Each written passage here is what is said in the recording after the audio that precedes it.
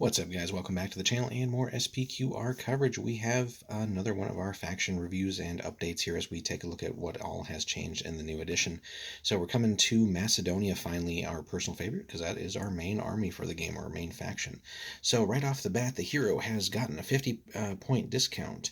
Stat-wise, basically everything has remained the same.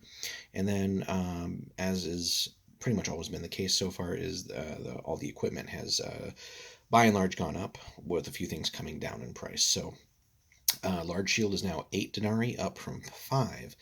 The Linothorax has actually come down 5, or gone up 5 points, sorry. I was looking at the wrong gear. Doubled from 5 to 10. The cuirass has come down a point. Helmet is 6, which has tripled from 2. So basically you have sort of the full range of light, medium, and heavy armor there if you want to go helmet, Linothorax, or cuirass.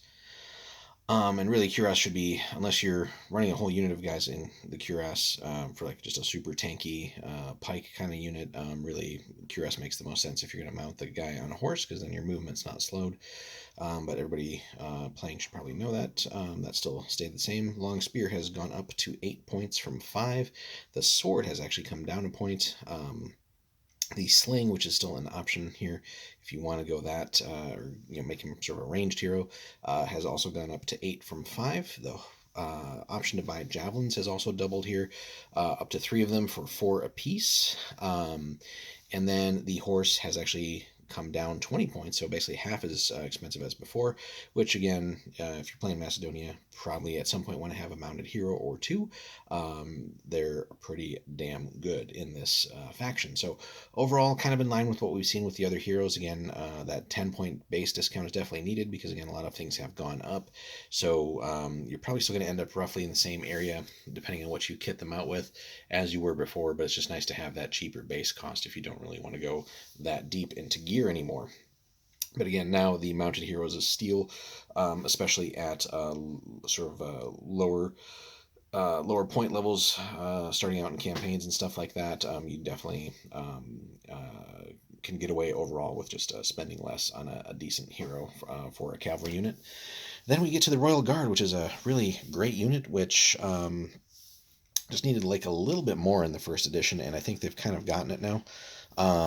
So they are still pretty pricey, and they have been hit with the -1 to the melee dice, just like basically every other minion unit, and they've gone up 3 points here from their base price, so 23 denarii now. They are, however, still base stat-wise here, ranged +2. And they do have some options for that, which are worth considering, because again, that's just really good. Just again, albeit very expensive.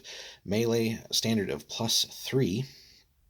Which is just fantastic. So as you can see, just starting out, they're basically better than a hero as far as that's concerned. But again, just 1 melee dice to start. Agility is still +2, so they're just great all around. +2 bravery and +1 armor, because they do come stock with a helmet now, well, they had that before, and still the 1 wound. So nothing broken before, like in the first edition, where things like, I think the Spartans and the Praetorians came with 2 wounds base, whereas the Royal Guard were kind of like left a step below, essentially.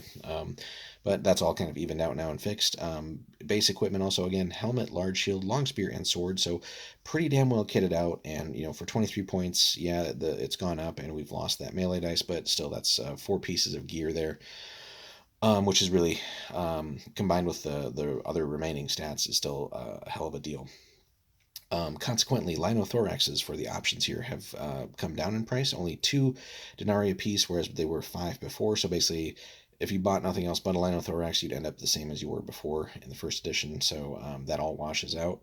Cuirass has come down drastically in price. It used to be 10 if you really want to go super tanky with the unit. Those are only 4 now, so you're actually going to net 3 points of savings there if you go that route. And then before, actually no, we had that, it's the same, sorry. Long spears can be replaced with bows for free, same thing with the slings. And so it really just depends on, if you want to go the ranged route here, probably doesn't necessarily make sense to spend the money on spend the points on the cuirasses as well. I mean, it's going to be a slow moving unit, and very very durable. But throwing those bows there too, you're giving up the long spears, so you're giving up a little bit of combat ability, but large shield and sword is still good.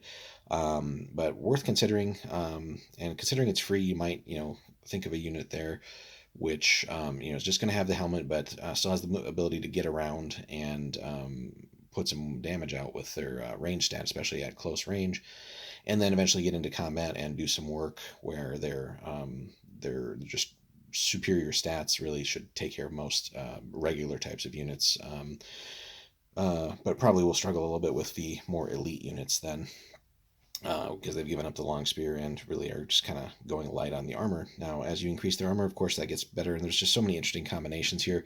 Having like a tank unit that you spend a lot of points on, that can still move and shoot, but is rocking, like a cuirass, and have like +3 armor is kind of wonky, but kind of cool at the same time too. And they can really just do everything at that point. But just missing out on phalanx then if they or sorry, missing out on the just the combat abilities that the long spear does provide there. But you can also go with slings, which is interesting. There, really, I don't think you need to spend any more points on anything, because really, to get the most use out of the slings, you're going to need to get to a spot and stay put, basically, just so you can get your one shot per turn, which really just doesn't seem like the best use for these guys. Spending 23 points for a good sling unit. I mean, yeah, +2 range is great. But that's just a very expensive unit that you could probably just get a other large unit of slingers and do the same thing roughly. You can also replace the long spears with pikes if you do want to go super elite here, and that's another 2 points there. So I'm kind of making them in line with the Pezza Tyroi, and really getting the sort of end result of the spear sort of tech tree, if we can call it a tech tree. But pikes obviously are going to be better than long spears and so on. And there's definitely a lot of long spears in the game, so you do get the benefits of that. But of course, there's some drawbacks to the pikes as well. And again, you're just making things more expensive. And really, if you're going to go the long spear or pike route, then you definitely need to, I think, get some extra armor in there too. And then obviously things get much more expensive. So, but a Linothorax and the pike, you're still coming out at 27 points, which is again still kind of a steal there for everything that they can do. But again, just so many different things to consider here. These guys can really do it all. It's just you gotta certainly take enough to be worthwhile, because you probably will lose some here and there from random missile fire, other things happening. You still want to keep these guys, as combat effective as long as possible. And then you do have finally an option for a horn at 10, so that has all stayed the same there.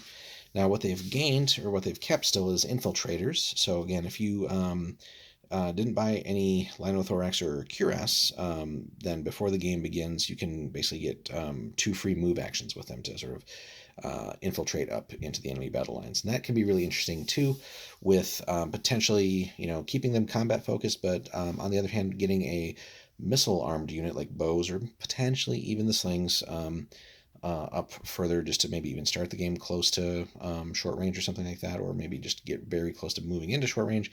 That can be pretty scary for an enemy to deal with. They also retain phalanx, so as long as you have 10 or more of them, again, you'll get the phalanx rule. But again, that's where I was kind of going with, you don't want to go too heavy on the upgrades, because it'll just be that much harder to get a sizable unit. And really, 10 is going to be, once you drop below that, obviously that all goes away. So really, you need a decently sized unit to have some just ablative wounds, if nothing else.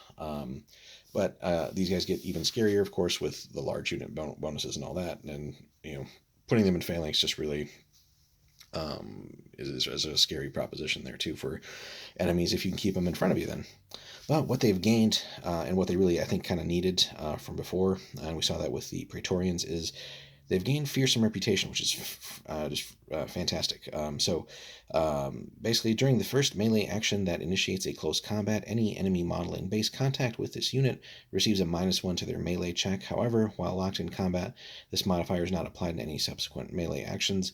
Additionally, if the enemy unit also has Fearsome Reputation, it never suffers that modifier. So far, we've only seen it with the Praetorians. I imagine we'll see it with the Spartans. Yeah, just a little something they needed for that first turn, and really, hopefully, if the dice are with you on that first turn, you can sort of already steer that engagement into your favor, and then, the remnants of the enemy are going to have that uphill battle and be throwing far fewer dice because you've hopefully killed a chunk of them, to where then you can just start mopping up and you can absorb a few casualties, no big deal. So I really like that they've gained that. And again, all things considered, with all the gear they have, and that loss, that one melee dice loss, that's not a big deal for gaining this. This is still a fantastic unit, and really definitely well worth considering some units of these guys in your force if you can afford the points. So we're going to move on to the regular minions next. Alrighty, guys, we move over to the Pezza Tyroi, and some changes here as well. So these guys have gone up 2 points from their initial cost, so they're up to 18 from 16 now. Stat-wise, again, everything stayed the same, but melee dice have come down to just 1 base, as every other minion unit has. But everything else has stayed the same there. They do still come stock with a large shield and a pike. The Linothorax price has actually stayed the same for these guys. Cuirass has come down 3 points, though, so again, if you do want to go that more tanky route, again, you're going to be moving slower, but it's going to be a pretty tough nut to crack. Overall, then, compared to the previous edition, that would net you 25 per model, whereas before it would have been 26, so actually a 1 point savings there. And then the helmets have actually gone up a point, though, so, but again, nice distribution here of light, medium, and heavy armors. You can get swords for free now, whereas before you had to pay for them. Again, it's nice that they listed there like that, but honestly, if the swords are free, why not just give that to them as their base equipment? Why would I not want a sword if it's not going to hinder me in any way? But nonetheless, probably should be adding that to all your guys. It's free. Interestingly here then, yeah, the standard still is come down in price, right?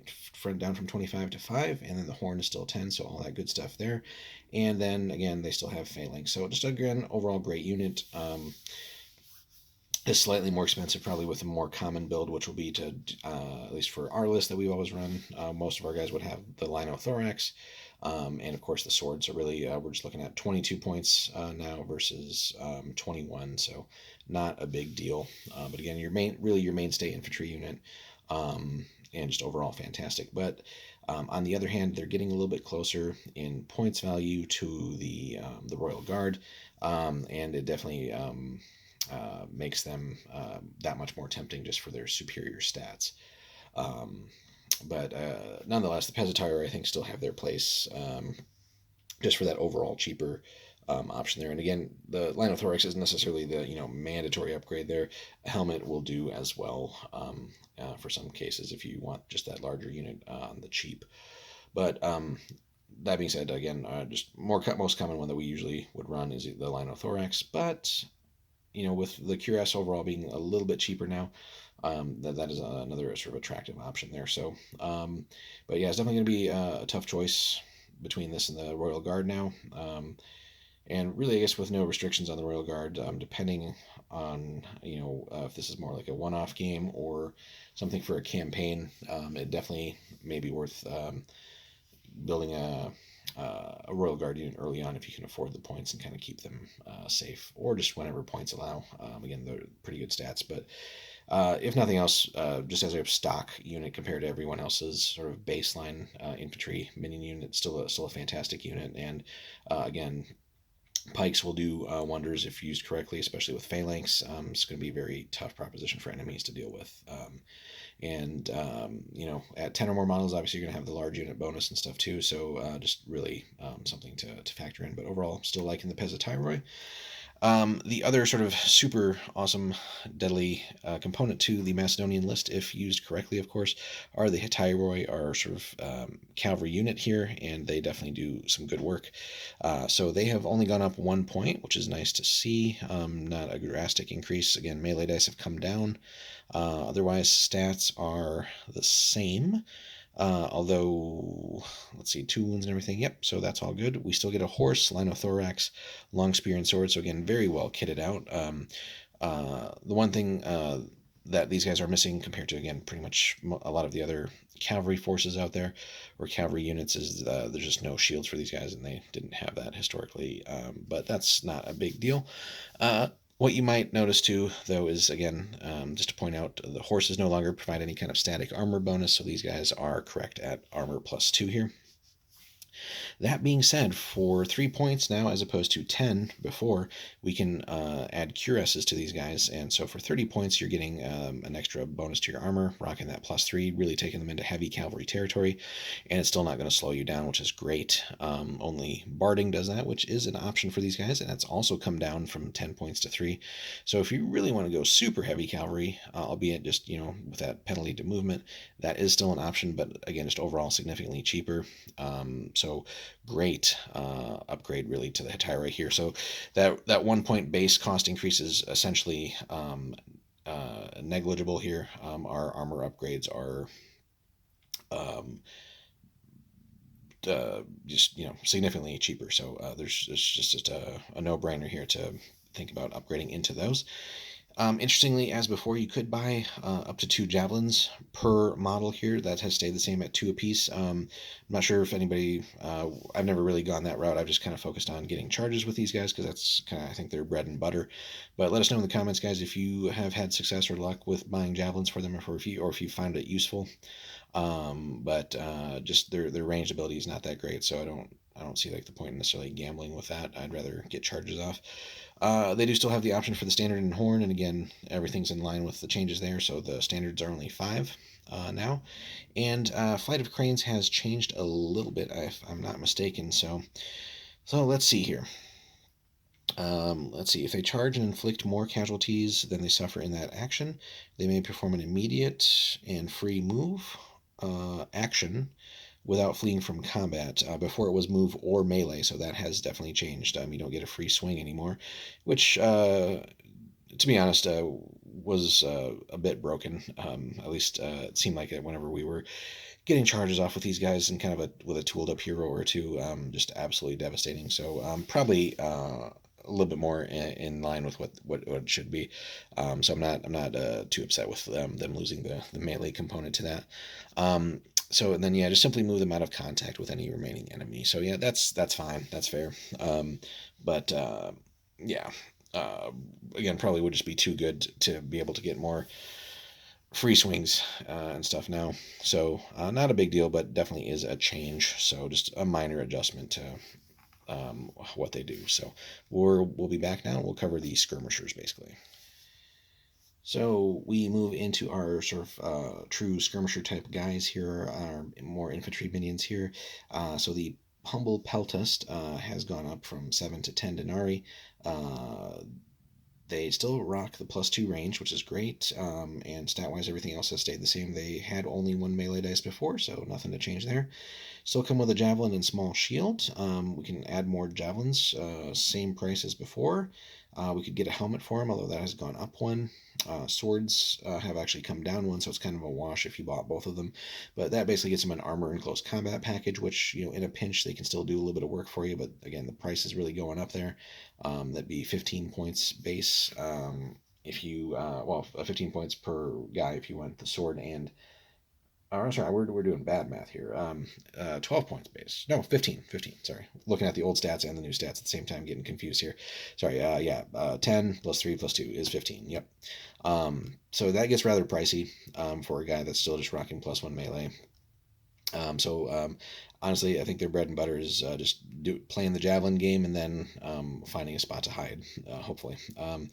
So hopefully you do have luck with your javelins. I could see really just, I guess, upgrading for the sword in the pinch, but really you should be just throwing, I think, those points into more cavalry, more pikemen, whatever else. But everybody has different thoughts on that. They do still have an option for a horn, which could be useful at times if you really want to shower somebody with javelins potentially and all, or like get that extra action to do that if you have javelins left. So, but I think overall, if you're going to use these guys, you got to go all in on javelins, and end up with 14 points a model here. And they do still have hit and run, which is pretty cool too. But really, I think if you're going to be doing that again, maybe consider the sword option there too. But hit and run's always fun. So still a very useful unit, and kind of your premier javelin thrower there with the stats. And then the Cyloi have gone up 2 points, which I think they kind of needed before. They were very good for their price before at 4 points. Stat wise, everything has stayed the same, which is again very basic, just +1s across the board, really.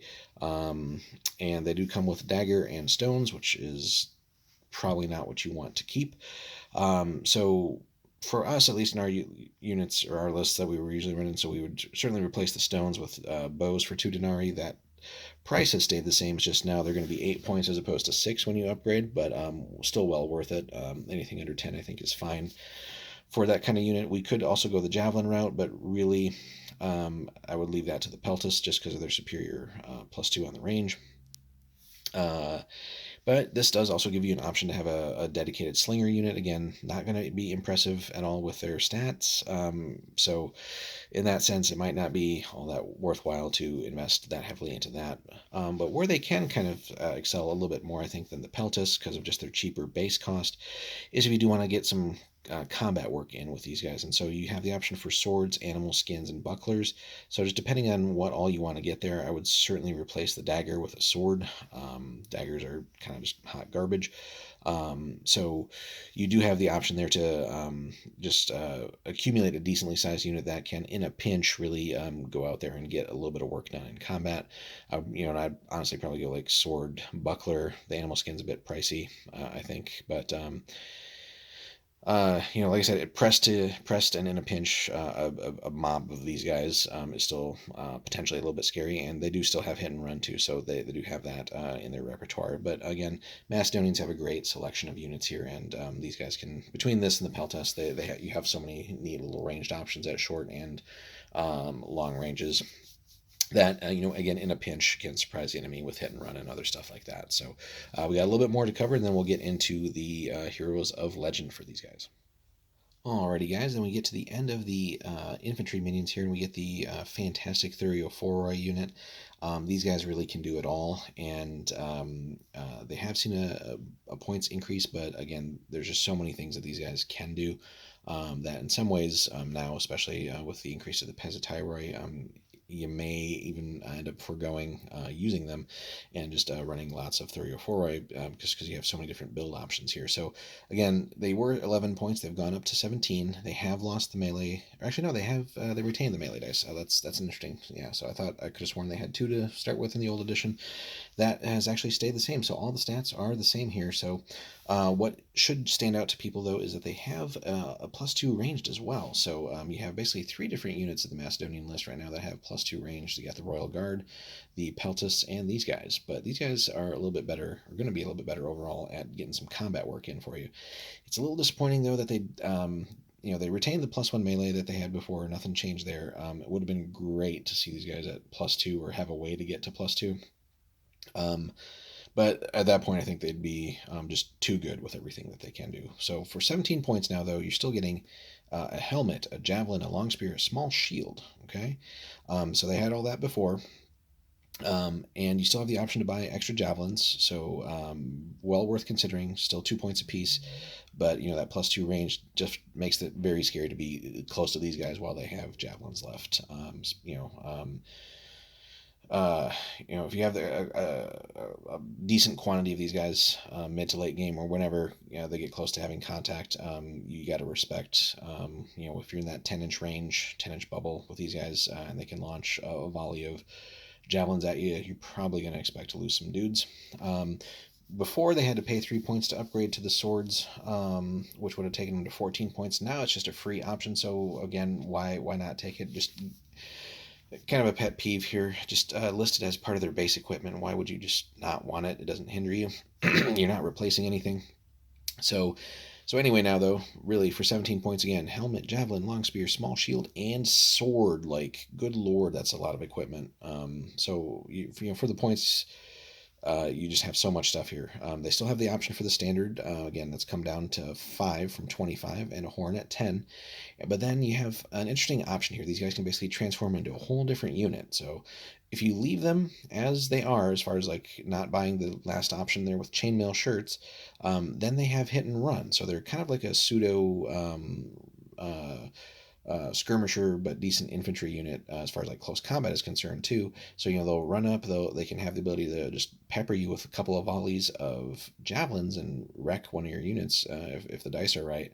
And then if need be, they can get in there and do some work with their close combat gear, long spears again with the bonuses to those now, the way that works, and with parrying being gone. So again, you're going to be at a disadvantage fighting them in a lot of cases. They're not going to deal with frontline units like your Roman legionnaires and stuff like that, or other just giant things that are going to outfight them. But if they've sort of mauled a unit with some decent missile fire, it's at least potentially a toss up as far as what they can do, right? But certainly these guys will clean up on other weaker things overall. And again, if you still got your max 3 volleys of javelins with these guys, they can just park right next to you, throw a volley, and still get to respect hit and run with these guys at that point. But if it gets to a point where they start the turn close to you and can still launch 2 volleys of javelins, that is scary if they want to do that. Your unit is probably getting mauled as long as the dice aren't just horrible for the person. And again, hit and run, just they can bounce in, do some work if need be, or get away from you and stuff like that too. But then here's where they can change, guys, and just transform into like essentially a heavy infantry unit, just not with that sort of wonderful +2 to the melee that a frontline infantry unit would have. So for 6 points now, as opposed to 10 before, these guys will basically get chainmail shirts, and then they become Thorikatai, which is kind of like a later development of these guys. So in between like a true like pike phalanx foot soldier like the Macedonians had into something, but not quite like a Roman legionnaire. So just kind of a development of that without getting into the history of it so much. But so then they'll lose hit and run because they're not Foray anymore.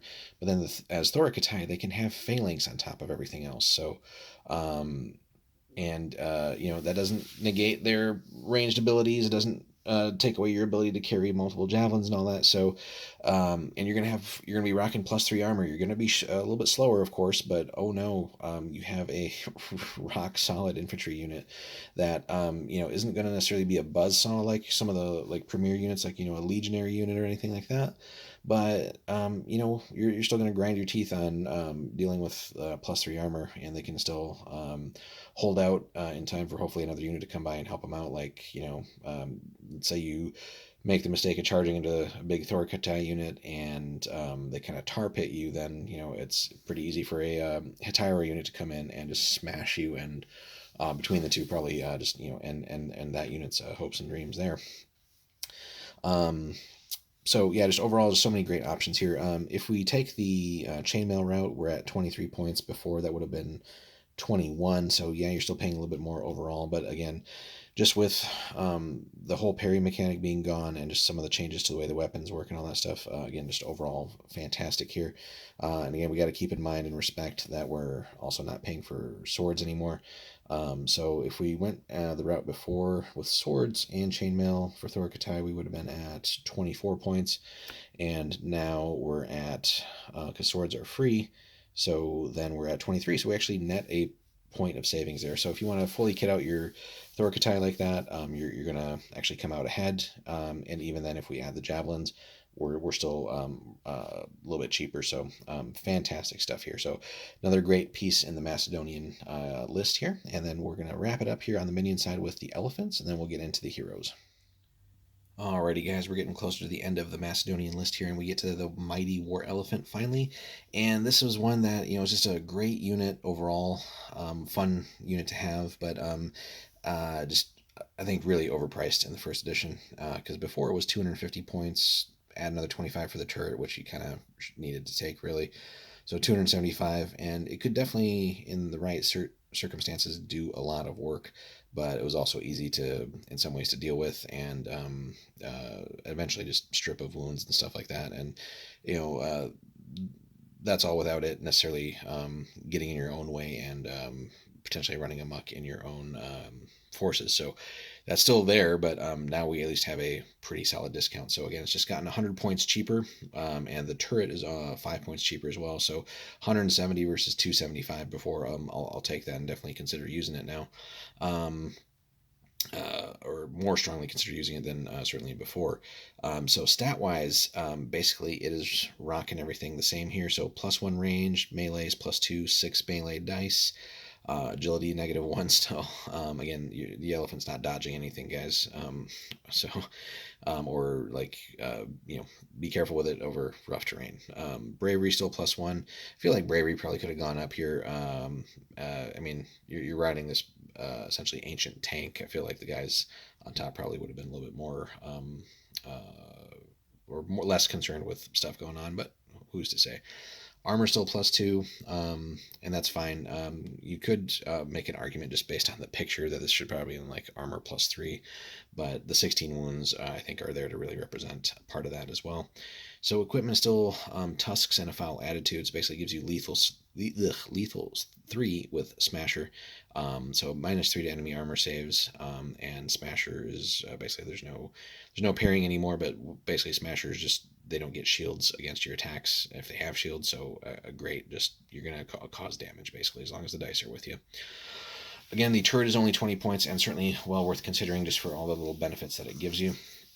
So let's double check and make sure that big but cowardly I think has basically stayed the same here. So just taking a quick glance here. So yeah, I think nothing has really changed here.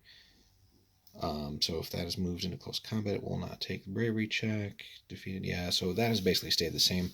Terror weapon, I think, has also remained the same here. So any unit charged by an elephant must make an immediate will to fight check. A cavalry unit charged by an elephant must re-roll the check if it passes the first time, unless it's also a war elephant. And then the turret here has, I think, changed just a little bit. So let's double check here. So has a handful of warriors equipped with missile weapons riding it. So long as it's not in close combat, it gains a free shoot action every phase, during which it can make 2 attacks with either bows or javelins, and it carries enough javelins to last the battle. So it's actually the same, it's just they've kind of tightened up the wording and gotten rid of some redundant stuff. So overall, pretty great.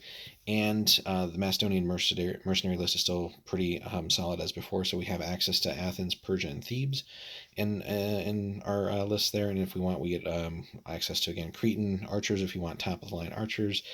The Greek hoplite still really not worth considering. They're not going to do anything better than your existing guys do there, but we do have access to Thessalian cavalry and then the Thracian units as well, so still fantastic there. So again, another great addition here with a war elephant to the Macedonian list, and much more strongly worth taking now and competitive even in the right situations than it was before. Alrighty, guys, if you made it to the close to the end here, hope you're still with us. We're getting into the Heroes of Legend now, and again, Macedonia's had some great ones, of course. So if you're playing this faction, you probably are playing it because, in some ways, a chance to play with like Phillip and Alexander, but they do give us Hephaestion as well. And before he was a little bit pricey for what he did, but still good. But he's come down 50 points now at 105, so he's definitely a steal. Absolutely worth taking. If you're playing with any of the special characters. So I'm still rocking a range +3. He does have that one single javelin he comes with, so chances are he'll hit with that. But melee of only +2, so he's not like a real monster in that sense, but still rocking 3 melee dice. Agility +2, bravery is good. That stayed the same. Armor has been sort of just brought in line now because, again, horses don't provide an extra bonus to armor anymore. So +2 armor there with that line of thorax and 4 wounds. Again, he's only a level 4 hero, guys, so we can't like be overly or too critical. It's just the points discount is really putting him in a great spot now at 105. Still has Buckle of the Line, Galloping Thunder, Horsemanship, Inspire, and Voice of Command. And still Horse, Linothorax, or Javelin, and Sword. So well equipped there. Basically, sort of a premier hero if you want to put him in with your Hetira unit. You're going to do A-okay with that. That being said, he has the Loyal Protector rule, so ideally you can put him with Alexander, but if a friendly hero is challenged within 12 of Hephaestion, he may immediately be moved into contact with that hero and accept the challenge instead. So you can definitely play some interesting shenanigans there with opponents and kind of bait them into perhaps challenging other heroes, or if you do have a hero who's going to be in a bad spot because of that, and as long as you keep Hephaestion somewhat close, this lets you basically just slide them over for free. Anytime you get free movement, it's kind of cool. So yeah, just overall great unit, or not great unit, sorry, great hero. And again, just for how cheap he is now, he's definitely going to do A-okay. Again, he's probably going to be best at just buffing a horse unit that you have and just really getting the most out of them. He's not that great of a fighter. The +2 armor and 4 wounds is not really going to last that long against somebody who's like just a real combat monster. But it might beat you losing maybe a more important hero, and at least he can put up a fight, or just help you potentially beat that hero that challenged your other hero. Just all depends, but Hephaestion definitely can sort of combo off with if you keep kind of 2 units close, maybe like a sort of a hammer and anvil kind of thing, like a pike unit, and then kind of keep him nearby, and then pin the unit in place, kind of like the way the Macedonians would do it with the pikes or the infantry or something, and then swing in with the cavalry, and then if need be, he can take up a challenge while the minions kind of get to work on munching down on the enemy unit. So again, real good stuff here to start off with. Phillip was also 150 points before. Interesting that back then he was still cheaper by 5 points than Hephaestion. Now he's also gotten a good discount, but he's at 112. Again, kind of my pet peeve with some of the way they've done the hero points here, though, is these just odd, not odd numbers, but just kind of weird numbers, I would say. Like make him 110 or make him 115, make it easy to remember. 112 is just, I don't know. Kind of irritates me, but that's just a minor gripe. He is a level 5 hero, and has a +1 range, +3 melee, 3 dice, so going to be just overall a little bit better in melee than Hephaestion. Agility of +2, bravery 3, armor +2, and 5 wounds.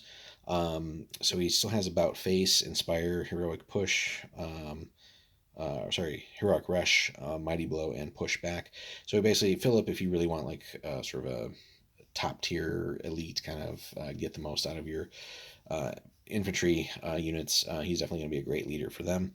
And he does have a nice thing here where whenever he loses a wound on a 5-up, it's ignored. So you can kind of put like a little question mark next to his 5 wounds, because really, if the dice are hot for you, theoretically he won't die, but eventually your luck is probably going to run out. So that being said, he's good. He's just still not up there with, again, sort of the premier heroes as far as like being a close combat monster. He will do decent, but he definitely can't be left alone there. So that's where something like Hephaestion or somebody else, you need like a kind of a bodyguard hero for him, just whenever you do run into those more badass characters. But Phillip is all about the leadership and making your troops better. So in that sense, that's what he's focused on. So he does have the large shield, thankfully, linothorax, long spear, and sword. So like I said, he's all kitted out and ready to go and lead your infantry. So a great overall sort of force commander for you. All right, and then we got one more to look at. Of course, you know who it is, so we'll be right back. All right, as we really get to the end here now, guys, we get to Alexander, of course, young Alexander. Hopefully someday we get an expansion and we get like more seasoned Alexander. He was already great before when he was 205 points. Still, pretty pricey, but still also really good. But he's actually gotten a really good discount too here, and basically a 50-point discount. He's down to 155, and again, at this point, really just a steal for everything he does. He's only level 6, so he's not up there with some of the super great heroes that we've seen, but again, with Macedonia, it's so much about like combined arms and really just other things making everything working kind of in concert, and just in that sense, everybody's making everybody else better. At least that's how I look at it when things are really clicking with this list here. So he is your other mounted hero. So range +1, melee of +4. So in that sense, he's premier level there with his combat ability. Still just the 3 melee dice, but that's in a lot of cases going to be good enough. Agility +2, bravery is +4. So just, again, top tier on that. Armor at +3, which is unfortunately incorrect, I think. Let's see, long spear, linothorax. Yeah, I think they goofed on that one. Before, he had a +4 on his armor, which was again still wrong. I think the horse used to provide +1 to the armor, so linothorax and horse should have been a +3. So that was wrong before, and I just don't think they've fixed it here, unless one of the talents gives you an armor, and I don't think they do. So, so unless there's an FAQ or something, guys, I think that really should be +2 here. The horse again does not provide armor, and there's no barding on the horse, so something to keep in mind. But beyond or besides that, still 5 wounds, and again, which might seem a little bit low for such a badass historical figure. Again, keep in mind, A, young Alexander, and B, his special rule is actually really awesome. So much better than Philip's, whereas Philip was almost destined for greatness, Alexander is. But let's take a look at talents first, because Alexander has a bucket load. Blessed at birth, buckle the line, divine luck, galloping thunder, horsemanship, voice of command, and wall of iron. So again, we're going to have a whole separate set of videos on the talents and the way they've updated, but just know that all of those in concert really are going to make whatever cavalry unit he's probably leading or part of just significantly better, and just overall he's going to be it's going to be very scary and very tough to withstand a charge from him him and his cavalry unit. If the dice are rolling well with them, you're really not standing up to it. Outside of a few instances with like a very like turtled up or castled up unit, like a legionary unit that's in Testudo or something like that, but that's just getting into all kinds of tactics and stuff like that. Not going to get into that with this video, but just overall, Alexander's still great. Horse, linothorax, long spear, and sword. Again, no shield there for the Macedonian cavalry, but again, as far as I'm aware, and as far as again, just having read through the rules and stuff, it should be +2 armor. So if they haven't FAQ'd that yet by the time you're watching the video, that should be, I think, the way it is. But hopefully that will get addressed here. Unfortunate that they kind of, I think, copy-pasted the same mistake that they had in the first edition there. But Alexander's special rule is really what just sets him apart and above and beyond. So whenever he loses a wound on a 3-up, it's ignored. So yeah, he only has 5 wounds. Yeah, he only has +2 to his armor. But as long as you're making those rolls, he's essentially immortal at that point. His potential divine birth and all that stuff, get into the mythology of Alexander. But that's where then his +4 melee and only 3 melee dice will actually just really see him outlast and outgrind an enemy hero.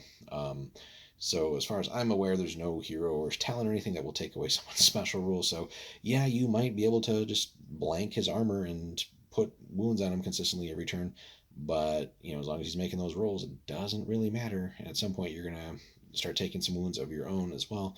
So unless things have just gone catastrophically wrong for the Macedonians, they're going to start grinding you down.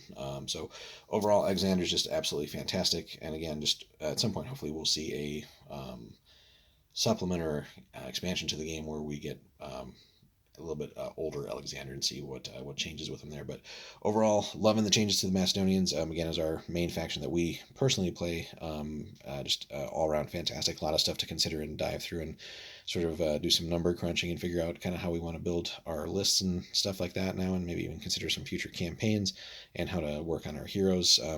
So yeah, absolutely loving the Macedonians, guys. Let us know in the comments, all you other Macedonian players out there, what you think from all the different changes we've seen.